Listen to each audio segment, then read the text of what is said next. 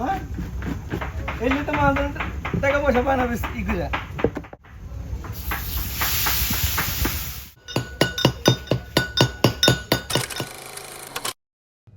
Hello everyone, আসসালামু আলাইকুম। আশা করি সবাই ভালো আছেন এবং সুস্থ আছেন। আলহামদুলিল্লাহ আমরা ভালো আছি। আর আজকে অনেক দিন পর, মানে বিয়ের পরে প্রথম ১.৫ বছর পর আমরা একসাথে সবাই আজকে মাওয়া ঘাটে চলে যাচ্ছি। এর মধ্যে ঈদের বন্ধতে অনেকবার প্ল্যান হয়েছে যে মাওয়া যাব ইলিশ খেতে, কিন্তু একবারও প্ল্যান সাকসেস হয়নি। এনিওয়ে কালকে হঠাৎ করে প্ল্যান হলো, যেহেতু এখন ওয়েদারটা বৃষ্টি বৃষ্টি, সো হঠাৎ করে আব্বু বলল ঠিক আছে চলো আমরা মাওয়া যাই, গরম গরম ইলিশ ভাজা দিয়ে পদ্মার পাড়ে বসে গরম গরম ভাত খাবো।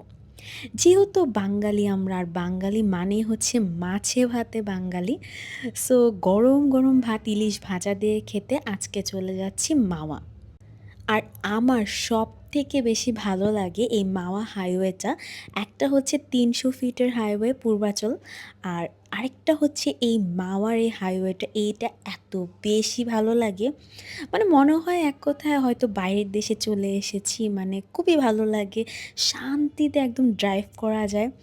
সো অনেক এনজয় করছিলাম। আর আমাদের এখান থেকে তেমন বেশি না, যাত্রাবাড়ি দিয়ে ১ ঘন্টা বা সোয়া ১ ঘন্টার মধ্যেই কিন্তু আমরা চলে যাব। আর এই তো এখানে দেখছিলাম মাওয়া স্টেশন। এর আগে তো দেখে গেছি কাজ চলতেছে, বাট এখন কিন্তু এটা ওপেন। এখন কিন্তু ট্রেন যায়, আর সামনে দিয়ে অলরেডি ট্রেন আসতেছে।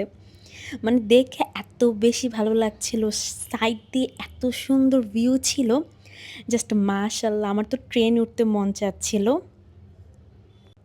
আর মাওয়া রোডে আসতে না আসতেই আমাদের সাথে হলো চাঁদাবাজি।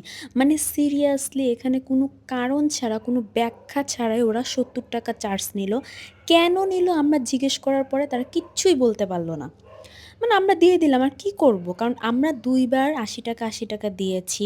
আমরা ট্যাক্স দিয়ে, সরকারকে ট্যাক্স দিয়ে গাড়ি চালাই, অথচ এটা কিসের টাকা, মানে কেন ওঠানো হলো আমি মানে কিচ্ছু বুঝলাম না। যাই হোক, ওখানে আমাদের মুডটা একটু খারাপ হয়ে গেছিলো, কিছু করার নেই। আমরা চলে আসলাম একদম পদ্মার পাড়ে শখের ইলিশ বাড়িতে। আর এই তো হালকা একদম ঝিরিঝিরি বৃষ্টি হচ্ছে, ওয়েদারটা মাশাল্লাহ এত সুন্দর ওয়েদার ছিল আজকে। আর তারপরেই তো এখানে ইলিশগুলো বের করা হচ্ছে। ইলিশ তো ওরা মাছ একদম সকাল সকাল ভোরের টাইমে, একদম ভোরের দিকে আনে, তারপর এখানে হচ্ছে একদম ফ্রোজেন করে বরফ দিয়ে রেখে দেয় আইসের ভিতর। সো আমরা যেহেতু ৪ জন, তেমন বড় ইলিশ মাছ নিয়ে নষ্ট করব না, একদম তাজা তাজা এখানে খাবো। সো একটা মিডিয়াম সাইজ হলেই আমাদের জন্য এনাফ, কারণ এমনি সবার অ্যালার্জির সমস্যা আছে, সবাই বেশি খাই না, অল্প খাই। সো আমাদের জন্য একটা মিডিয়াম সাইজই পারফেক্ট হবে। আর ওদের এখানে দেখলাম ম্যাক্সিমামই কিন্তু মিডিয়াম, মানে ছোট বা মিডিয়াম, তেমন কিন্তু বড় সাইজের, মানে ১ কেজির উপরে, ১.৫ কেজি, ২ কেজি ওই রকম সাইজের কিন্তু এখানে তেমন ইলিশ মাছ দেখছি না। এই যে এই মাছটা আমাদের কাছে বেশ ভালো লেগেছে, একদম পদ্মার, ও যে লাল লাল দেখলেই বোঝা যায়। সো এটা কিন্তু আব্বু দেখছে এখন। আর এখান থেকে হচ্ছে আমরা চিংড়ি মাছ নিব, এখানে বেশ বড় বড় সাইজের চিংড়ি মাছ। এখান থেকে বেশি না, সব অ্যালার্জির খাবার আজকে। এখান থেকে আমরা কয়েক পিস নিব, পার পিস এখানে ২০০ টাকা করে চিংড়ি মাছ।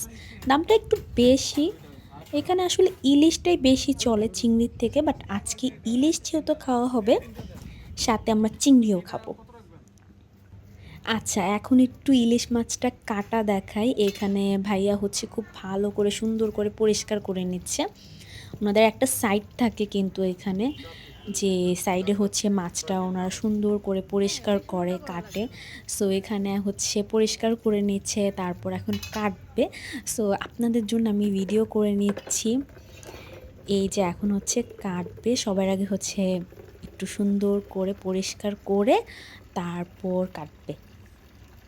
আর ইলিশ মাছ না, আমার কাছে বেশি বড়টার থেকে মাঝারি সাইজটাই ভালো লাগে, একটা অন্যরকম সুন্দর একটা ঘ্রাণ থাকে। আর তাজা একদম সকাল সকাল যদি আসেন, একদম মানে তাজা ইলিশটা পাবেন, ওইটা বাসার জন্য নিতে পারবেন। লাস্টবার আমার হাজব্যান্ড যখন একবার আসছিল তখন নিয়ে গেছিলো চিংড়ি, একদম তাজা ইলিশ মাছ, একদম ঘাটের, মানে একদম মাত্র আসছে। সো আমরা তো এই টাইমে এসে আরও বৃষ্টির মধ্যে না আমরা জানিও না এটা আজকের ইলিশ মাছ। ওরা তো বলল হ্যাঁ, এটা আজকেরই। এই যে ডিম, আবার ডিমও আছে। বেশি ডিম হলে না মাছের একদম টেস্ট থাকে না। কিন্তু আমরা বলছিলাম হালকা ডিম হলেই চলবে। এখন তো দেখতেছি যে বেশ ভালোই ডিম আছে। এনিওয়ে এখন হচ্ছে মাছের সুন্দর সাইজ করতে হবে। কারণ বেশি মোটা কিন্তু মাছ একদম ভালো লাগে না, আবার পাতলাও বেশি ভালো লাগে না। সো সাইজটা কিন্তু বেশ ভালো করছে। এখন কাটাকাটি অলমোস্ট শেষ। আর এই সাইডে খুব সুন্দর করে হচ্ছে ওদের সাজানো, এখানে হচ্ছে ওরা ভাজাভাজি করবে, ভর্তা বানাবে, লেজ ভর্তা। এই যে তেল ওদের সরিষার তেল, যেটা কিন্তু অবশ্যই আমাদেরই কিনে দিতে হবে, মাছটা আর তেলটা আমাদের। এই তো এখন মশলা দিচ্ছে, তেল দিচ্ছে, তেল পুরাটাই লেগেছে, মানে ওনারা একদম সাইজ মতন করেই রেখেছে। যাই হোক এখন হচ্ছে গরম গরম হচ্ছে মাছ ভাজা হবে। মাছের সাথে হচ্ছে আমরা চিংড়ি, আর সাথে হচ্ছে অফকোর্স বেগুন। কারণ ইলিশ মাছ ভাজার সাথে বেগুন ভাজাও থাকতে হবে। মাওয়াতে আসলে এই দুইটা আইটেম খুবই, মানে নদীর পাড়ে বসে বসে ইলিশ ভাজা, বেগুন ভাজা, ভাজা আইটেম দিয়ে খেতে খুবই ভালো লাগে গরম গরম ভাত। সো এই তো বেগুন, চিংড়ি মাছ, তারপর হচ্ছে আমাদের ইলিশ সব একসাথে ভাজা হচ্ছে। আর আমরা অনেক দিন পরে মাওয়া ঘাটে আসলাম। এর আগে তো সবসময় দেখা যেত যে কুটুম বাড়ি, শখের বাড়ি ওই সাইডে, মানে মেন রোডের সাইডে যে বড় বড় রেস্টুরেন্টগুলো আছে সেখানে বসা হতো, সেখানেই বারবার খেয়েছি। এই সাইডে ঘাটের সাইডে তো অনেক দিন দেখলাম যে বন্ধ ছিল, শুনেছিলাম। কিন্তু এখন আবার নতুন করে খুব সুন্দর করে অনেকগুলা দোকান দিয়েছে, একদম মেলার মতন। ওরা বললো সন্ধ্যার দিকে নাকি, মানে বিকালের টাইম থেকে শুরু হয় বেশি জমজমাট, রাতে অনেক আয়োজন থাকে। আর এই তো ফাইনালি এখন লেজ ভর্তা হবে। এখানে লেজ ভর্তা করতেছে এটাতে। আর ওরা জাস্ট হচ্ছে এখানে এখন বড় কাঁটাটা করবে, বাকিগুলো একদম মানে পিষে ফেলতেছে। জাস্ট ভাই একদম শক্তি দিয়ে লেজ ভর্তার সব কাঁটা একদম পিষে ফেলতেছে, জাস্ট বড় কাঁটাটা ফেলেছে। সো এখানে আমি দেখছিলাম একদম কত তাড়াতাড়ি 5 মিনিটের মধ্যে ওরা কিন্তু খুবই তাড়াতাড়ি সব কিছু রেডি করে দেয়। লাইক আমরা তো ঘন্টাখানেক লেগেছে, আমাদের 1:30টার দিকে আমরা আসলাম। এখন কিন্তু প্রায় সোয়া 2টার মধ্যে, মানে খুবই তাড়াতাড়ি সব কিছু রেডি করে দিল। আর জানি না বাকি সব আশেপাশের যে রেস্টুরেন্টগুলো, আমার কাছে এই টাইমে কেন জানি সব বন্ধ বন্ধ মনে হয়েছে। এই রেস্টুরেন্টে একটু জমজমাট মানুষ ছিল, আমার কাছে এটা ভালো লেগেছে। ডাইরেক্ট গাড়ি আমরা এখানে পার্কিং করে মানে ভাইয়াদের এখানে চলে এসেছি, ভাইয়ারা সামনে থেকে আমাদেরকে ডাকছিল। আর এই তো ভর্তা কিন্তু রেডি, আর এখানে ওনারা সালাদ, টমেটো, শসা এগুলো দিয়ে সালাদ মেক করে দিবে। তারপর এখানে আরেকটা ভর্তা আছে, পেঁয়াজ ভর্তা, জানি না কেমন হবে, বাট অর্ডার দিয়েছি আমরা। সাথে ওদের বানানো কিছু ভর্তা আছে, মাছ ভর্তা, আরও কিছু ভর্তা, ওগুলো আমরা নিব, একটা করেও ট্রাই করব, দেখি কেমন। যাই হোক আমাদের সব কিছু রেডি, কিন্তু আসল সৌন্দর্যই দেখায়নি। চলেন আমরা একটু এখন পদ্মার পাড় থেকে ঘুরে আসি। একদম পাড়ের রেস্টুরেন্টটা, একদম পদ্মার ভিউ দেখতে দেখতে আমরা আজকে লাঞ্চ করব।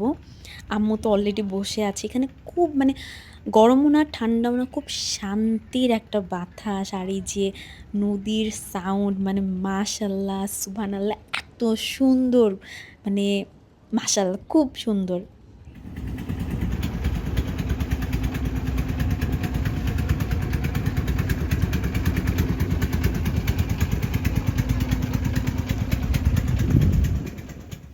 এই তো আমাদের সব খাবার চলে এসেছে, গরম গরম ভাত, আমাদের মাছ ভর্তা, তারপর অনেক রকমের ভর্তা ছিল, আলু ভর্তা ছিল, আমি মাছ ভর্তাটা ট্রাই করেছি। সাথে আমাদের ভাজা ইলিশ মাছ, ডিম, চিংড়ি, বেগুন সব। আরও আইটেম আসবে, আমাদের সালাদ, তারপর হচ্ছে পেঁয়াজের সালাদ, সব কিছু আসবে। কিন্তু আর তর্স হচ্ছে না, আর কিছু দেখাইতে পারবো না, আগে খাই, বিসমিল্লাহ করি। আর জাস্ট ভিউটা দেখেন মাশাল্লাহ। আর এই তো আমাদের বিল, মাত্র 2090 টাকা দিয়ে আমরা চারজনে এত কিছু খেলাম, আলহামদুলিল্লাহ সব কিছু খুবই মজার ছিল। আর এই তো আম্মু এখানে হচ্ছে আব্বুকে গাড়ির চাবি দিচ্ছে, গিফট গিফট। যাই হোক এখানে এই যে আমরা নদীর পাড়ে একদম অনেকক্ষণ আমরা বসেছিলাম, গল্প করেছি, ঘুরে, ঘুরে সবকিছু দেখেছি। ওয়েদারটা এত সুন্দর ছিল। তারপরে তো এখান থেকে গরম, গরম বিক্রমপুরের গরম, গরম একদম মালাই চা। যদিও আমার জামাই মালাই নেয় নাই। মানে ওই সাইডে হচ্ছে মালাই রাখা একদম দুধের সর, একদম গরম, গরম দুধ জাল দেওয়া। সে মালাইটা এভয়েড করেছে, জাস্ট নরমাল দুধ চা। এই যে, এই যে এখানে মালাই, এই যে মালাই নিবে না। কি আজব! এখন কিন্তু একদম দুপুর ৩:৩০ মতন বাজে। কিন্তু জাস্ট ভিউ মাশাআল্লাহ!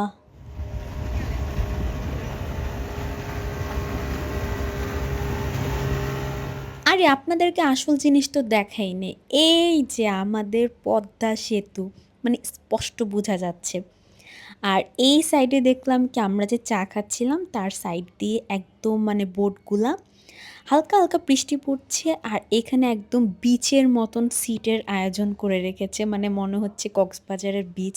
আর এই যে পদ্মা সেতু, আপনারা চাইলে কিন্তু বোট ভাড়া নিয়ে ঘুরতে পারেন। লাইক ফ্যামিলি সবাই ১০-১২ জন আসছেন। এখানে ১২০০ থেকে ৳১৫০০ নিবে ৩ থেকে ৪ ঘন্টার জন্য। আর পার পারসন মেবি ৳১০০ করে নেয়। আমার ওঠার শখ ছিল বাট উঠতে দেয়নি। এই যে আমি এখানে মানে ভিডিও করে আরেকজন ফোনে ক্লায়েন্ট। মানে সারাদিন কাজ, এই যে প্রমাণ রেখে দিলাম। দেখছেন? প্রমাণ রেখে দিছি। যাই হোক, যাওয়ার পথে আমরা চলে আসলাম আমাদের প্রিয় মিষ্টির দোকানে। এটা হচ্ছে এই রোডটাতে, আমি একটু সহজ করে বলি, হক কিচেন অ্যান্ড রেসিডেন্স মাওয়া। এটার ঠিক অপোজিটেই হচ্ছে আমাদের এই মিষ্টির দোকানটা। আর এখানে একদম গরম, গরম মিষ্টি থাকে। সকালে আসে আর বিকাল ৪টার দিকে আসে। তো এখন তো অলরেডি ৪টা বাজে। কিন্তু আমার সবথেকে প্রিয় এই স্পন্সের সাদা মিষ্টিটা। এইটা এত মজা! একদম হালকা মিষ্টি, গরম, গরম। আব্বু আর সে আজকে ১ম এ দই নিল। কেন দই নিল আল্লাহই জানে। বাসায় বানালে খায় না, এখানে দই খায়।